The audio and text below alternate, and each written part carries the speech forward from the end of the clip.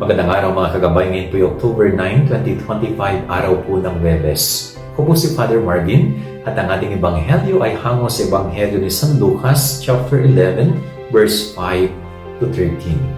Ipinapaalala po ng ebanghelyo na ito na ang Diyos natin ay Diyos na marunong makinig sa ating mga hinaing. Kaya, ang ganda po ng message ng gospel, no? Kapag tayo ay marunong tumawag, makakatanggap tayo ng sagot. Kapag tayo marunong kumatok, pagbubuksan tayo.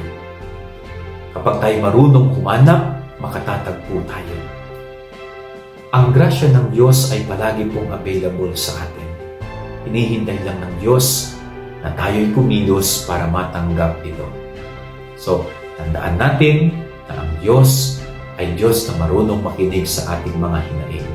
Kung tayo lalapit sa Kanya, kung kakatok tayo sa Diyos, tiyak na tayo ay pagbubuksan niya. Yan ang ating gabay-aral ngayong maghapon. God bless po sa inyo lahat. Pagpalain kayo ng Panginoon.